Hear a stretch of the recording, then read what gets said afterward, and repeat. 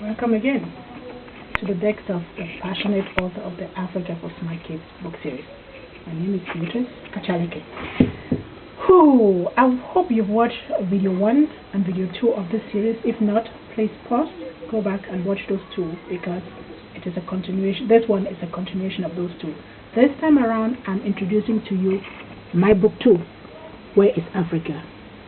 Let me ask you a question. Do you know where Africa is? Seriously?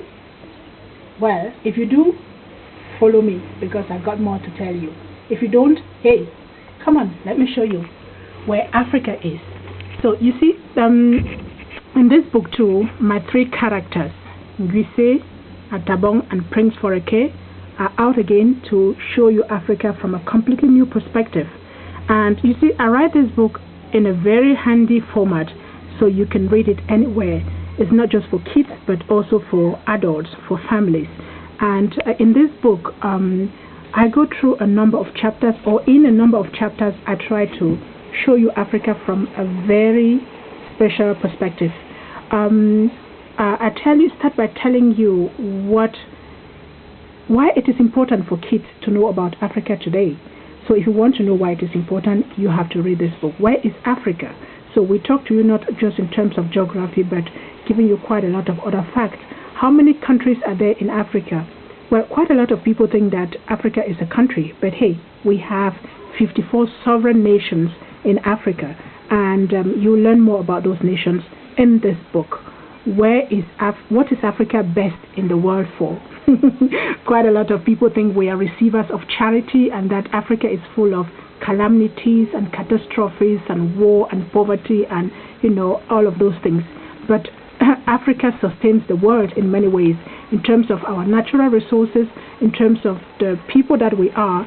And did you know that Africa has the youngest population in the world? You'll find out that and much more in this book. And as usual, we have our characters, our storytellers. You meet them in this book. And in each one of my books, you see, I dress my characters differently because they show you a different fabric that is made in Africa. I'm so passionate about this book that when I start speaking about it, I tend to take you to the left, to the right, to the south, to the north. But you will have to read it to really see what is in here for you. And I bet you by the time you finish reading this book, you will change your perceptions about Africa quite a lot. Here we show you some minerals that come from Africa that go to the world, but we also show you the cradle of humankind in South Africa. You have to read this book to know that. We show you how Africa was before it was invaded by the colonialists, and in the dialogue that my characters have, they will make you laugh, they will make you cry, they will provoke your thoughts, they will make you think, question your perceptions about Africa. They will take you to places to show you some animals, but also the underground museums, show you the cities of Africa.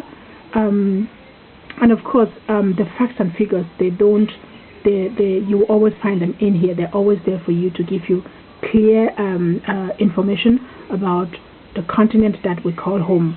We show you cities, show you places that probably you never knew before. This is the cathedral, the Yamoussoukro Cathedral, the Cathedral Notre Dame, or the Cathedral of Our Lady in Yamoussoukro in Ivory Coast.